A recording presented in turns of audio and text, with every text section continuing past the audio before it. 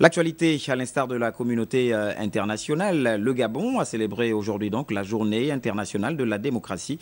Il faut dire que cette année, l'Union interparlementaire a choisi pour thème démocratie et participation citoyenne.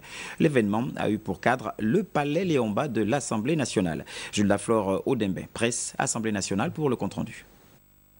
Démocratie et participation citoyenne, la thématique choisie par l'Union interparlementaire à la faveur de la 8e journée de la démocratie est présentée par le docteur Jean-François Bian, chercheur en sciences politiques à l'Institut de recherche en sciences humaines, conseiller chef de département politique à la primature, aura suscité beaucoup de réactions avec pour point fédérateur la nécessité de renforcer la démocratie dans notre pays. C'est un constat qui part du début de le constat carence de certains aspects de la démocratie représentative, lesquelles carences entraînent une désaffection de l'électorat et des citoyens vis-à-vis de la décision politique.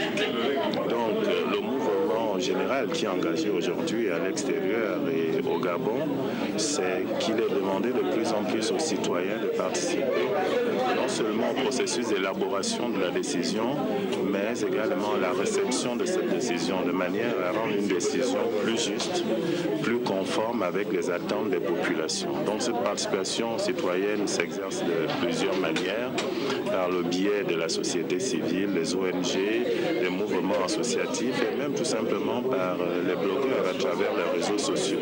À travers une démarche méthodique et scientifique, le conférencier, sans prétention aucune d'avoir des solutions clés en main, s'est attelé à démontrer comment cette participation citoyenne peut enrichir la démocratie représentative et surtout faire en sorte qu'elle soit moins sujette à polémique à moult interrogations. Je pense que c'est la nécessité de renforcer la démocratie dans notre pays pour faire en sorte qu'il n'y ait pas un gap important entre les élus que nous sommes, les représentants du peuple, et les citoyens.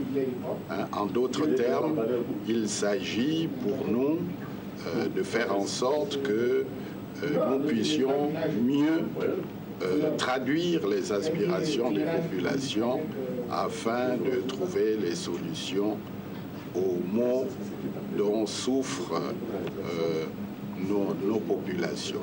Le conférencier a tenu à rassurer en concluant que le processus de sélection des représentants du peuple soit un processus concurrentiel et transparent.